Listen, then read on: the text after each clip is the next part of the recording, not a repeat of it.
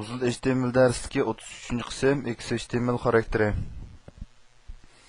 Bunun asosliq XHTML xarakterining grammatik qoidasini amaliy misollar orqali ko'rib o'tamiz. Birinchi xarakteri cho'qim kichik yozildi. Masalan, misol qaraydigan bo'lsak, bu table jadval xat kuchininki kenglik voidasi degani bu yerda cho'ng yozilgan. Biz bu XHTML qoidasida cho'qim buni mahlolatda kichik yozishimiz kerak. İkinci XHTML xarakteri qiymati cho'qim qo'sh tirnoq ichiga yozildi. Yana o'xshash mush misol qaraydigan bo'lsak, bu kenglik qiymatiniki qiymatni 100% deb bergan vaqtda ikki tarafiga bu tanglik belgisidan keyin ma'lumki qiymatning ikki tarafiga hech qanday belgi qo'yilmagan.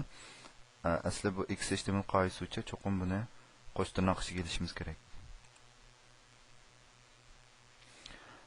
Üçüncüsü XHTML xarakterining qiymatini qisqartib yozishga bo'lmaydi. Bu nima deganda masalan,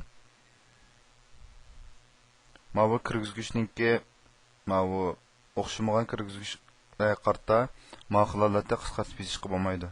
Cho'qim buni mahlolat yozishimiz kerak. Ya'ni shu checkdan checket, riyad onlydan riyad only, selecteddan selected deb mush holatdagi qiymat belgi asosiy yozishimiz kerak. Ham oxirda buningki bu oxirlash xat kuchi sifatida yon to'siqni qo'shishimiz kerak.